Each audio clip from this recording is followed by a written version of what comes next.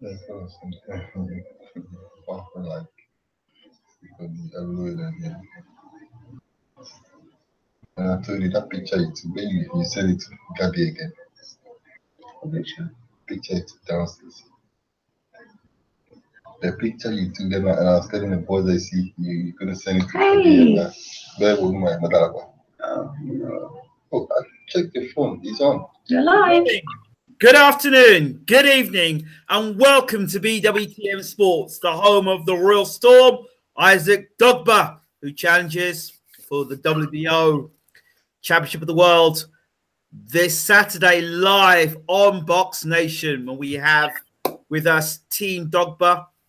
So without further ado, we will switch straight over to the States, where we should have Team Dogboe on the other side of the world. Good afternoon. Good afternoon, Ingram. How you doing?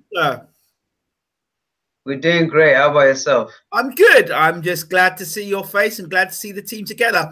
For those people who are just tuning in and may not know the lineup and the people that are in the room, so if you could introduce yourselves one by one, starting with yourself, Melissa.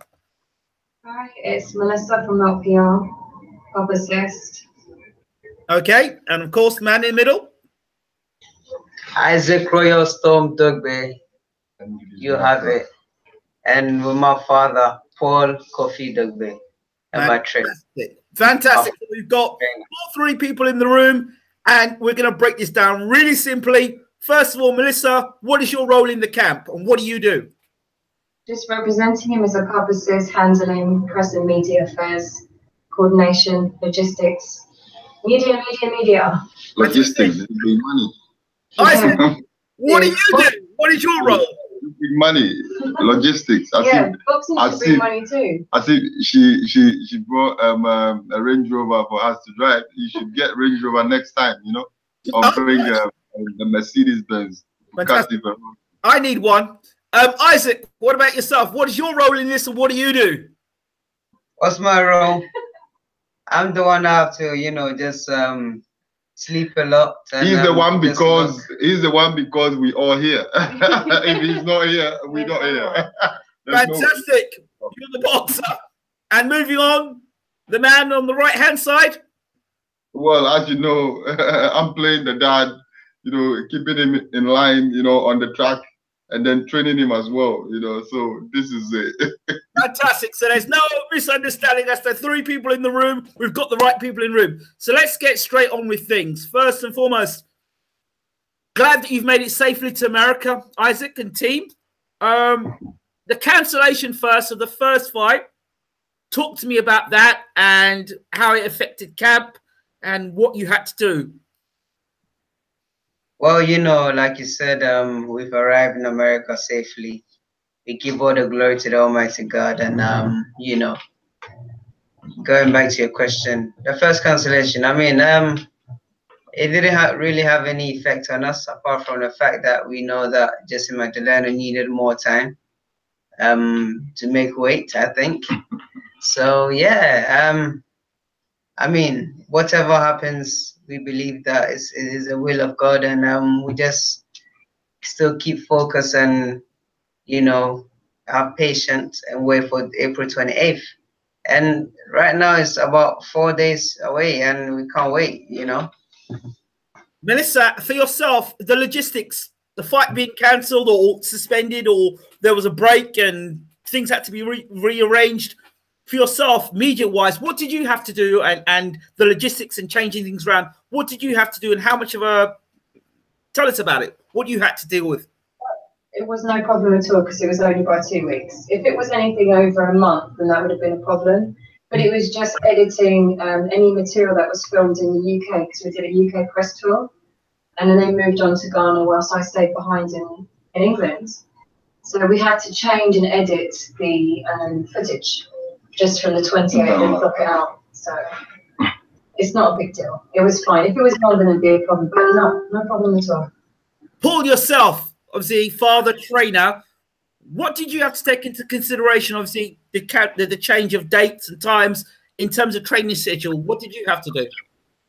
Yeah, like Isaac said, Well, I mean, it didn't really take us by surprise. We knew something was going to happen like that because this guy already, you know, he was running away from um, Cesar Juarez, and then we had to do his job for him by beating Cesar Juarez, knocking Cesar Juarez out. So we knew this was coming. So I mean, like I keep saying to people, that you know, the more you wait, Isaac is 23 years old. The more you wait and thinking that you are delaying, the kid is getting stronger and stronger day after day, weeks after weeks, you know, month after. So this is it. I mean, like then we could have even given him, you know, some time and you know, beat him up on points. But right now, Isaac is stronger than, you know, 2 weeks ago. So definitely we're gonna knock him out. So nothing changed.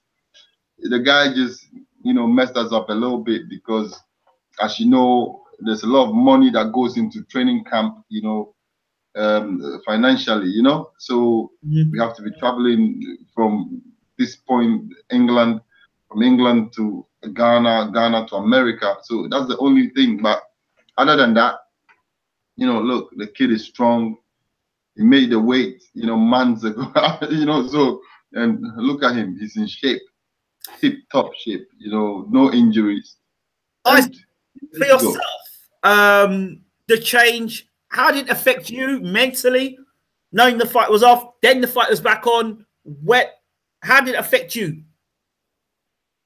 I mean, like I said, all I had to do is just remain focused. Like my father said, the only thing that had to be done was in regards with the financial aspects of training camp. Apart from that, I leave that to my father, and I just have to concentrate. Wherever they say we have to go, you mentally you pick yourself up, and when the time comes, we are going.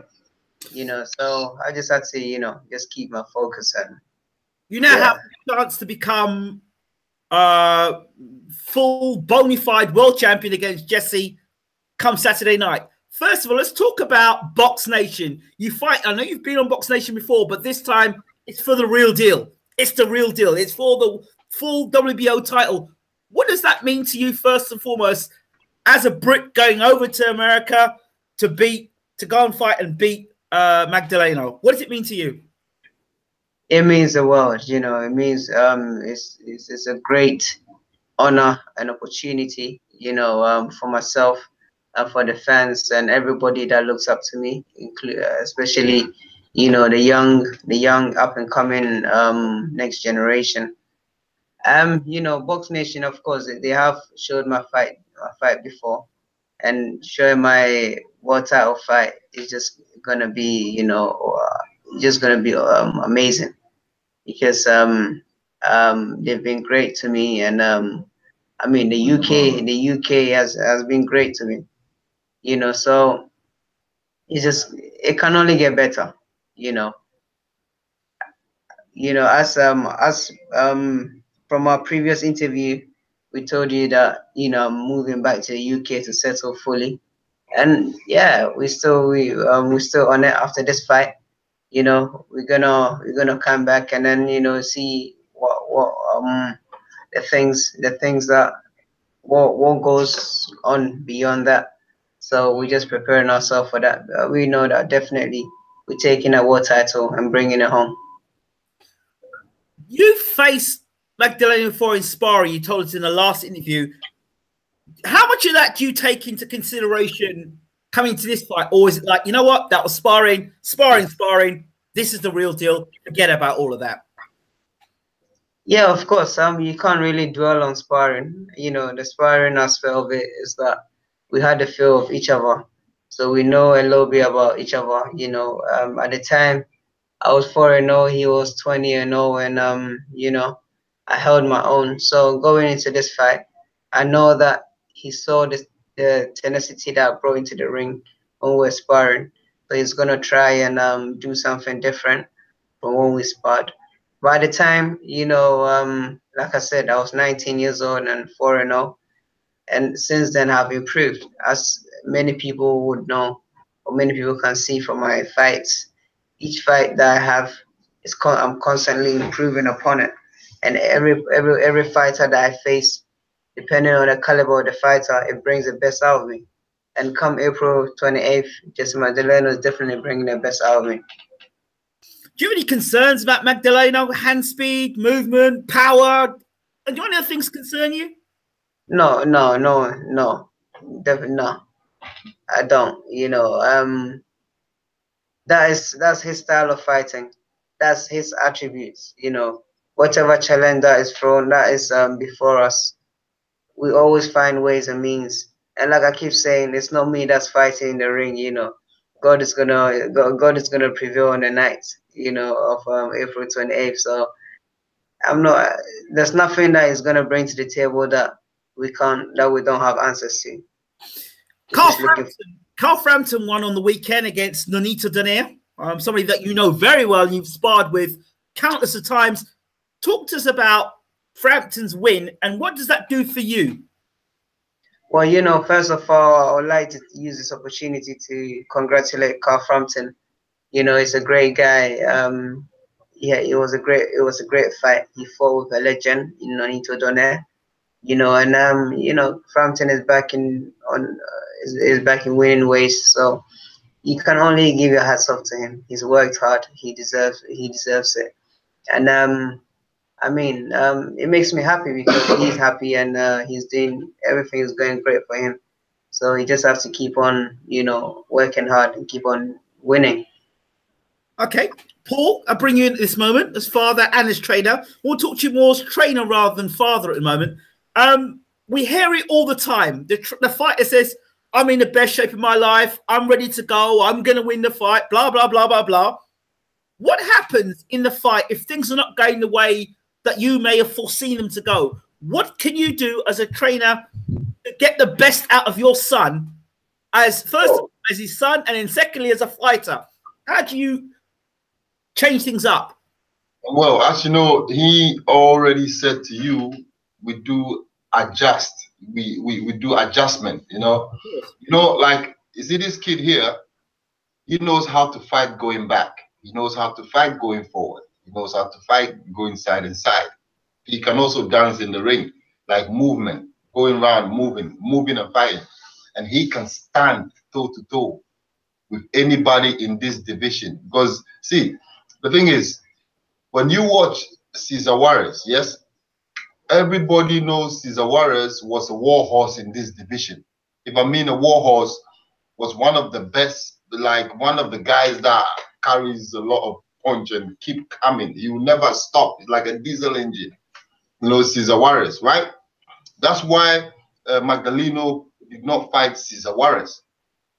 Do you understand? Yeah. And now this is a case where, you know, I keep telling people, if you cannot stand and fight Isaac, this division, Isaac is going to reign as the pound for pound in this division, king in this division. Because when you stand toe to toe, you're going to go down. There is no way 122 pounder will stand with Isaac toe to toe and just be successful. It's not going to happen. Because I know my son, and I know what I mean, his power, the power he generates. So I keep telling him, the first round, that's when I'm gonna know what to tell him. I always tell him, listen, the guy's a southpaw. Even though we've been training him, you know, how to fight Jesse Magdaleno, avoid Magdaleno. I mean, we sparred him before and all that. But then, you know, you cannot tell nobody how. You see, people will say, oh, they're working on this particular game plan. But then when you get in there, yes, when you read the battlefront, you know, he also is changing tactics the same way you also changing tactics. So we have it all. You know, this kid can, like I said, he can adapt. So if he brings speed, come on, man. I mean, if they're knocking you hard, yeah, the speed is going to run. The speed is going to vanish in about 2 or 3 rounds. The speed will vanish. When you're knocking him in the body, banging him hard, giving him all the arsenal you have, yeah, going down in trenches with him, that speed is going to vanish. And Magdaleno, we sparred Magdaleno before. His power punch could not even shake Isaac's foundation. I'm telling you, see, I keep telling people, listen, Isaac is a rock. He's like a rock walking on the street. Like, you get me, like a pit bull, that was like a diesel machine, Sometimes I keep telling my son, listen, I mean, if you know who you are, I mean, that's why I keep calling Rigindo out. I kept calling Rigindo out. And people said I was delusional. When Isaac makes the best, it brings the best out of Isaac. So this is gonna be, this is gonna be a good fight for the both boxers. But I know Isaac is gonna come out victorious. Unfortunately or fortunately, we've had situations where father and son, particularly your father in particular, I'm not going to mention no names, has said his son's going to be this and he's going to be pound for pound great and he's going to do all these things. And then when it came down to it, now I know what Dogboe is made of. I know what he's made of. But the thing is, boxing fans who don't know him will ultimately match you as a father and son and think, I know the last father and son that said this nonsense. I'm not going to get caught by that again. What's different about this relationship that's different to that relationship? See, I'm not saying, the unknown. I'm the unknown here, right? Yes. And Magdaleno's coach is maybe, he's maybe in some Hall of Fame somewhere, right? Yeah. I am unknown. And then Isaac is unknown too, right? Yes. But this is it. This is it. When the unknown comes and surprise the person that is there. It's like the storm. When the storm hits you, the storm will surprise you and will take you by surprise. And then you're going to be caught, like, when the storm is by your doorstep. This is it. Magdaleno doesn't want to fight Isaac in the first place. That's what you guys don't understand. So even he was trying. I think his people were trying to even avoid Isaac, saying that they're going to let Isaac fight on some other, fight somebody else, and then somebody else come and fight Magdaleno, and we heard all that. They don't want to fight us, but they have to fight us because we are the mandatory challenger. Okay. You get me? Destined for that title. Exactly. That title is written, in the book of heaven. I keep saying that. Listen, bro, we are hungry and starving, Have you ever seen a hungry man? Listen, you see, you don't understand. Listen, my son, I'm not saying it's not about my son. The boxer that I put work, like me, I put my time in. I sleep with him. Yeah. I go running with him. I'm driving behind him. Yeah. Do you understand? I see everything he does. I see the food he eats. I know what he does. So if I'm telling you confidently that, listen, this is ours, yeah, you don't know how happy I am. I mean, this opportunity here, yeah. Well, I keep telling my son, this is the only way. This is what's going to change your life and change your destiny. So, I mean, there's nothing I can do than to take my son to the ring, walk him in there, take his gum out, put what they call it, petroleum gel in his face, and because right now I've done my part. So I can just encourage him and say, listen, the same blood in you, that's the same blood that is in Jesse Magdaleno. He's not got no diesel in him.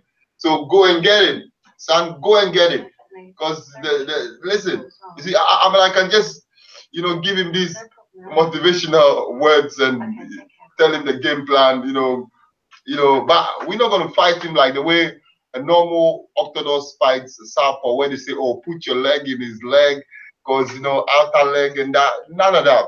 We have our own special tricks that we're going to use to take him out. We'll take him out. We have to take him out. So, Isaac, when you listen to your dad saying all these things, these wonderful things about you, these great things about you, what's going through your mind? You're sitting there, and your dad said all these things about you. What goes through your mind? That is crazy, like. You know, he just, you know, like you said, he knows everything that is being said. You have to, you see, the way things work is that you have to speak it, you know, and then it will come to pass. So everything he's saying, I'm relaxed because I know that he knows what he's talking about. He's done it day in, day out. Everything that he's said of me has come to pass, and I just have to, you know, keep listening, just keep working, and always the road is clear for me, and I just have to just keep walking on that path. And yeah, we always, you know, moving to different territories and climbing up the ladder. So would you say this is the biggest fight of your career? So far, yes. Because of what title fight, it has to be the biggest fight of my career so far.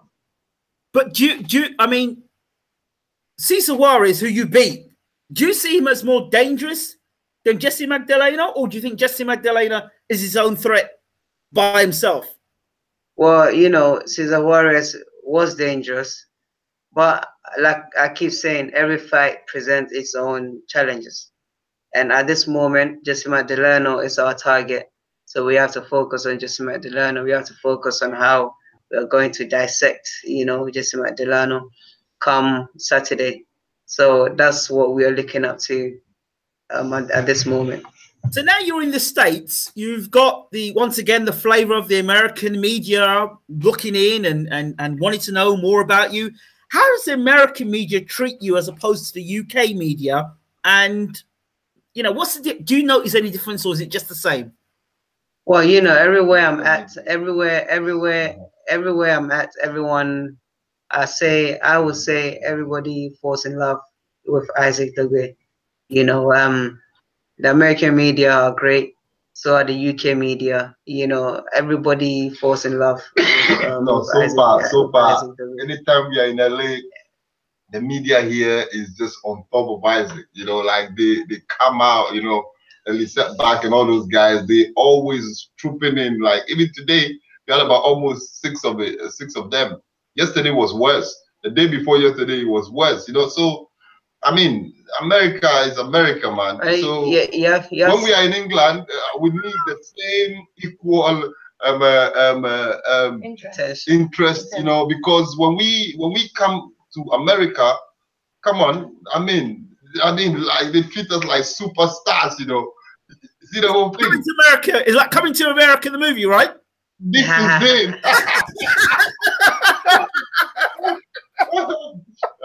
You see, so this is so you guys, you have to, like, you know, treat my son the same way, you know. So yes, that's right.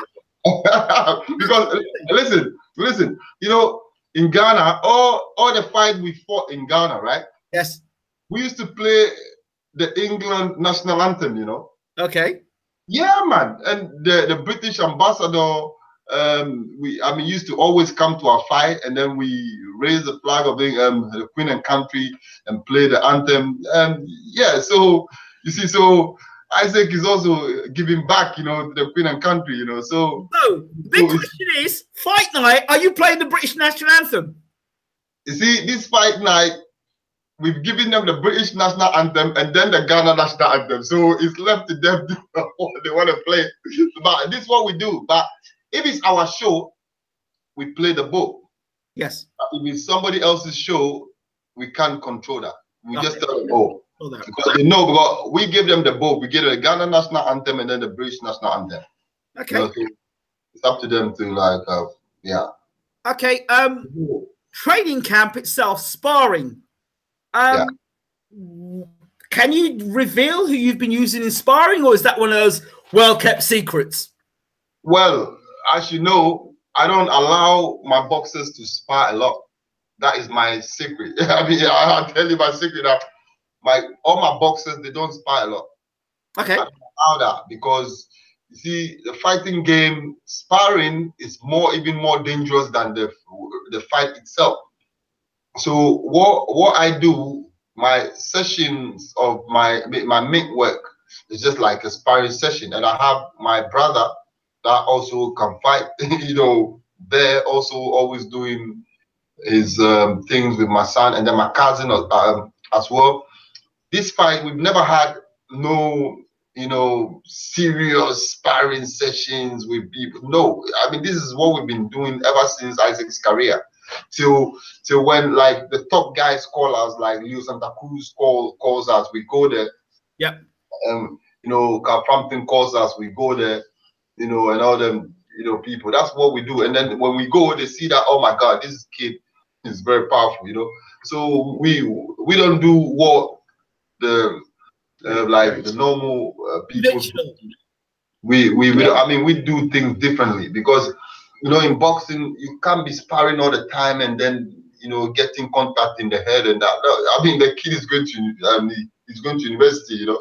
But I don't want that, you know, that was like, you know, they call it, is it talking disorder? You know, the talking disorder. No way. You know, I need to protect my son. So even the sparring stuff, I don't do head sparring with him, you know. I understand that. You can't do that. That's why most of the time you see that when he's sparring, he doesn't even wear a head guard. I can't, you see, because, and he does well, you know. So you come 28th of April, you're going to see how we're going to dissect this guy. You see, unless he runs, because we know he's going to run, because Magdaleno would not stand there toe to toe with Isaac. See, this is what worries me. You see, but if he stands there, bro, he's gonna go. He will see. It's not about he's my son, you know. But I know this kid has putting a middleweight down. You know, my brother is middleweight. He knocked him down, bam, one punch, and my brother sat down. Light heavy. He sat down, bro.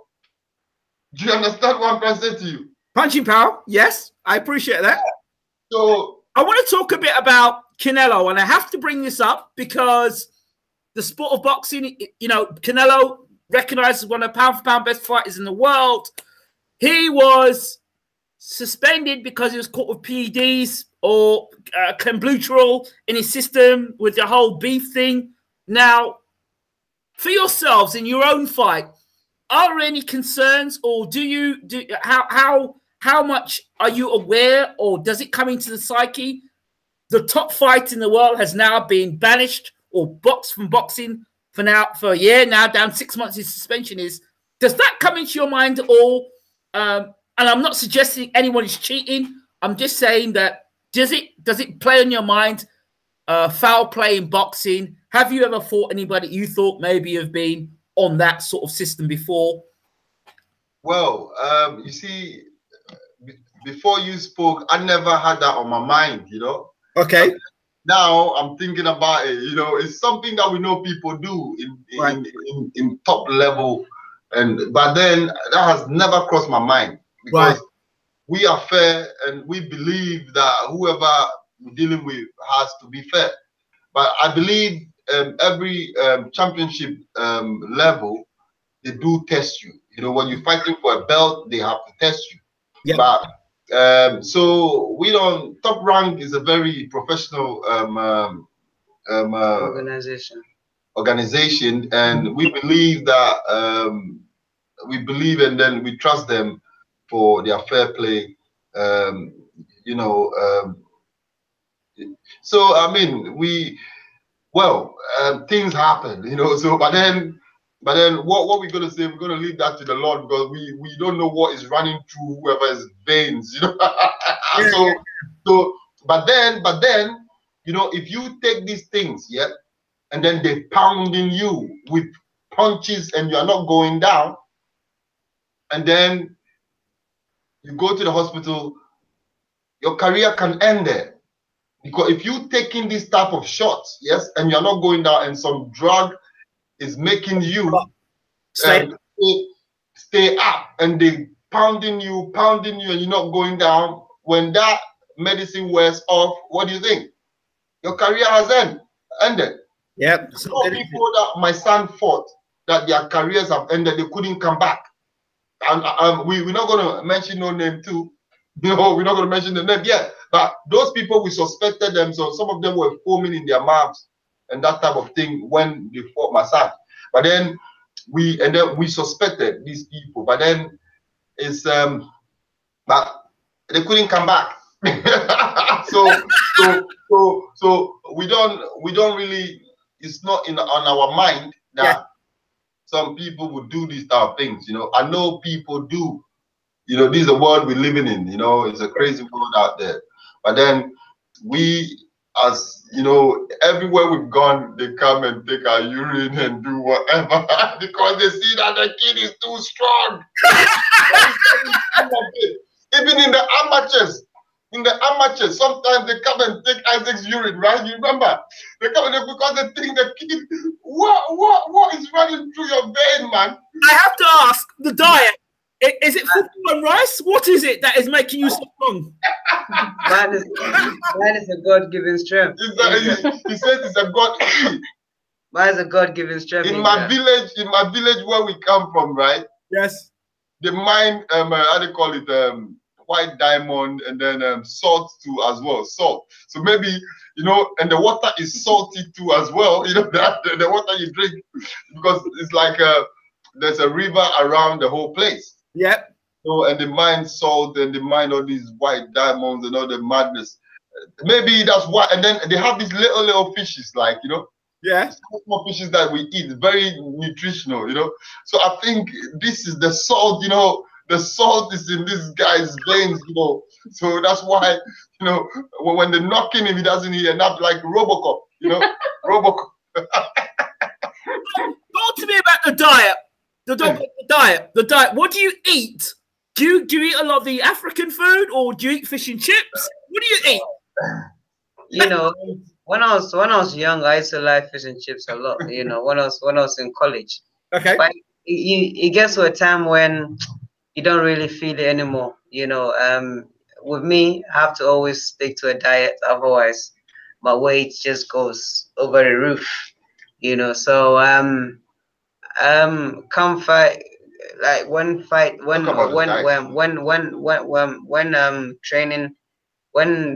training camp is about to come to a close, then my diet gets really strict. You know, everything that I put in my body is calculated, and you know, and stuff like that. So at this moment, I'm underweight. You know, so we're just resting and, you know, training once a day. I did a little bit of those small fishes. You know, I told you we have some funny small fishes from Africa. We brought it here. You know, oh, I wish I can show you. I mean, I wish I could show you. Yeah, so it's just about maintaining the weight. Yeah. So at this moment, this is a critical time. 4 days to the time, 4 days to fight night. So just, I mean, controlling and resting, you know, and just sleeping a lot and just recovering. Because the more you sleep, you gain more strength out of it. And yeah. Now, when Melissa leaves you and your dad leaves you and you're laying in bed by yourself as a boxer, what goes through your mind at night time, particularly leading up to a big fight? Being on your phone, right? At this moment, I don't think about anybody. I don't think about anything. I just concentrate about, you know, just resting, because at this moment you can't really sleep. You know, you sleep a little bit, after a little noise you wake up. You know, then you try to go back to sleep again. So, you know, it's like your body system, everything is working, everything is on high alert. Just have to rest and just hope that, you know, weighing day comes early. You know, after you weigh in, you can't just put back. You can just you know, hydrate and put the pounds back on. You know, and start looking like a beast. You know, start looking like a warrior. Every step you take is like you want to break the ground. You know, so that's how we do it. Let's talk a little bit about Ghana. Let's talk about the reception you got when you were in Ghana. Last time I saw some pictures from they did in Box Nation of you and the crowd, then the amount of people who were there when you'd won the WBO interim title. That I looked at that, I thought, that's amazing. I mean, what does that make you feel like? And how do you stay, like, I actually use the term stay humble, but how literally do you stay humble when you've got all these people there? looking at you, and you're the like WBO champ or interim champ, and they're looking at you and they're like embracing you with such love. How do you keep that inside? How do you? It's blessings. It's all blessings, you know. You have to understand. You have to understand that there is a higher power that's above you that we all have to submit to. Mhm. You know, and always you just have to keep humble. And I keep saying that, look, the battle is not mine. The battle belongs to the Lord. And always, you know, I'm always thankful, and I thank God that each and every time I step in the ring, He brings me out safely, and He always, you know, provides us with victory. So it's like that is my that is something I have to also take into consideration, that it's not by my own strength or by my own power or knowledge or anything. You know, it's by the favor that God has given me. So I have to be humble, you know, before God and serve humanity. That each and every time that I step in the ring, He is going to provide us with a victory.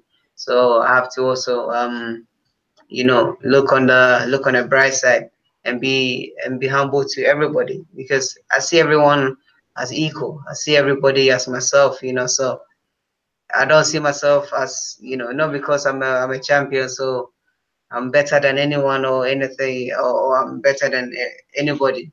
Nah, I'm just a simple person, humble, you know, because humility can take you really far. And I guess that's what makes people fall in love with Isaac Dogboe.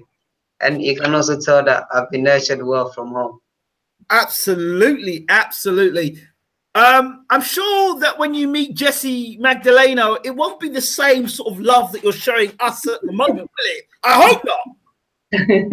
Well, you know, well, when we get in the ring, everything After the changes. ring walk song, When we after get in the the ring walk ring, song. everything changes. But as of now, I mean, right now, if Jesse comes and say hello, I'll say hello back. But once after, you know, it's time for us to do the you know, the walking, and then our song, the war drums, the war songs are playing, you know, and we are getting, you know, into the ring. You know that at that moment, the Holy Spirit has taken over. You know, something else has taken over. So we just have to, you know, just have that mind, switch on to that mindset, that warrior mode, and know that we're going to war. And at that moment, we're going out there knowing that, look, this is it. Final question for you, for both of you. First, yourself, Isaac. Should you become WBO champion of the world? Repeat that again, please. Yeah. Should you become champion of the world? What sort of a champion are you going to be? Are you going to be a champion that's going to look for easy defenses and make money? Or are you going to be a champion that's going to go down in history?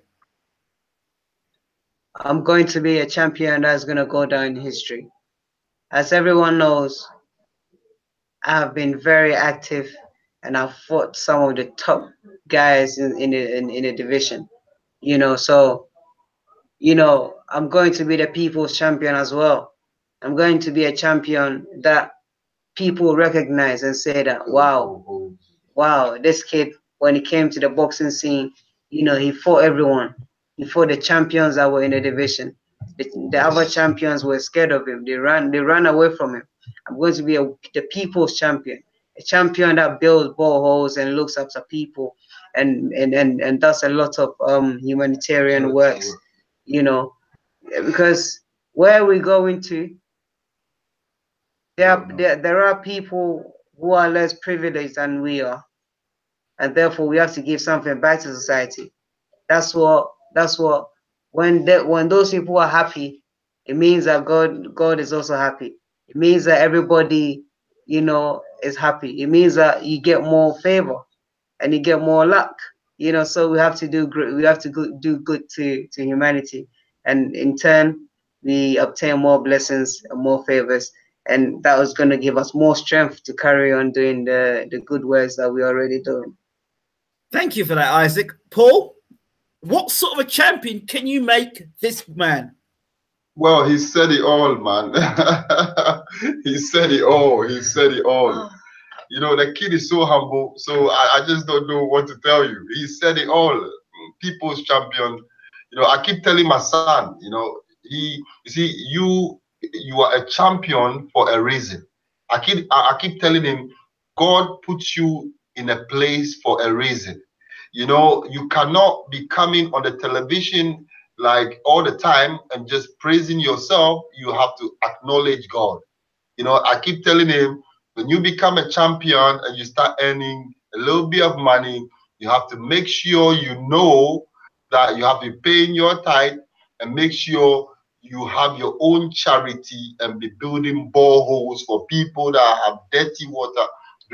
We see all these people. I take my son to the villages, man. When we go to Ghana, we go to places. We don't go to the nice places when we go on holidays.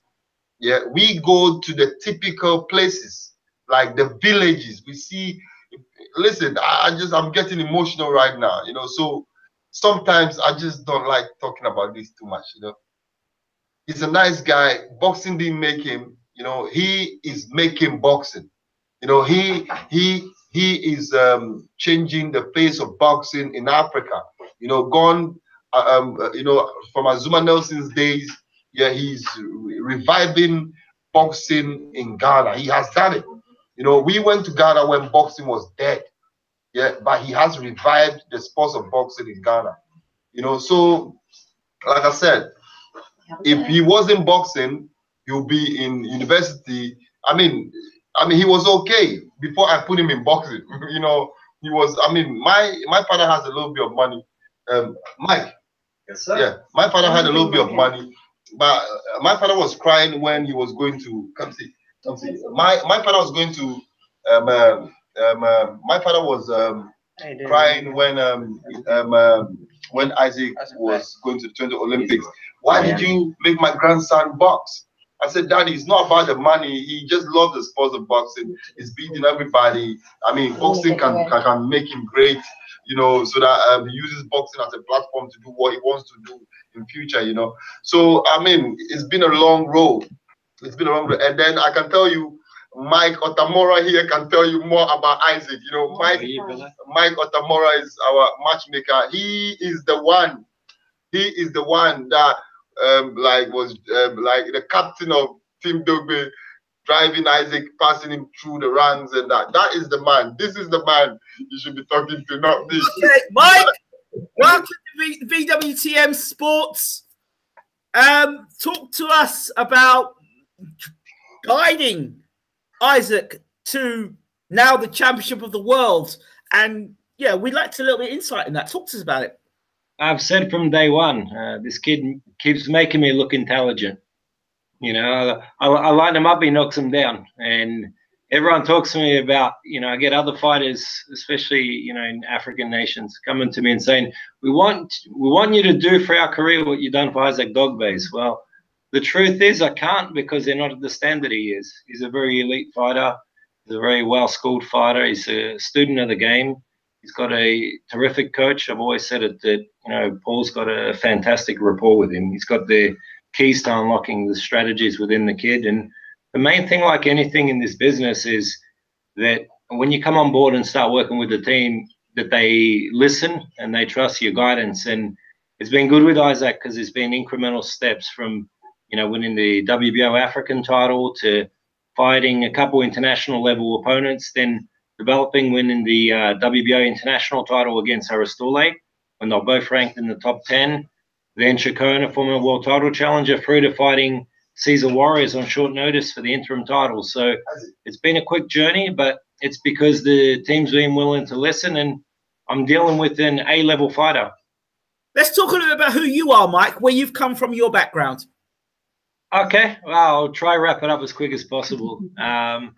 Journalism background initially. I started with the World of Boxing magazine when I was 11 years of age. Right. Growing up, my dad was the national team coach in Australia of the junior team, off and on. I was running a website when I was 17 and started by accident managing professional fighters. I had a little list on the website, and I had fighters from Uganda, from Panama and Guyana, anywhere that was like a developing nation. asked me via email to handle their careers, not knowing I was 17 years of age. It was a baptism by fire, the first fighter I put on in a fight in Germany. I was confident. I'd only watched footage of him that was like 4 years old.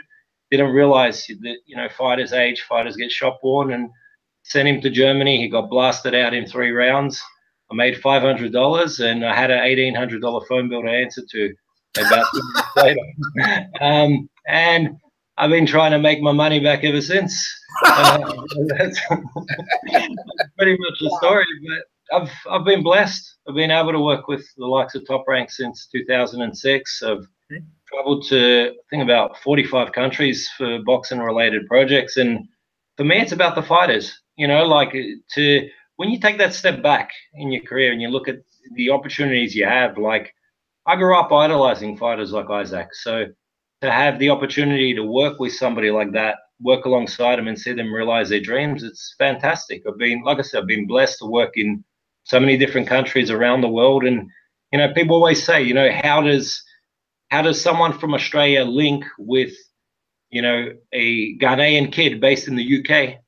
It's simple. You know, boxing's a global sport, and in this day and age, it's much easier to have access to people. It's not like it was, you know, 30, 40 years ago where people were stuck as being, you know, regionalized. You know, you wouldn't have an American agent really working with, say, a German fighter, an Australian fighter, a New Zealand fighter, but it's changed in this era. So boxing's a global sport, and it's brought me to many beautiful places. And again, I'm blessed to be here in Philadelphia with these gentlemen. Very quickly, Joshua Wilder, I'm going to ask you the question. As a matchmaker, it's a dream fight. Why is that fight not happening? And do you understand why why potentially Joshua or Wilder might swerve that fight? I think no. Don't you dare break up on me now.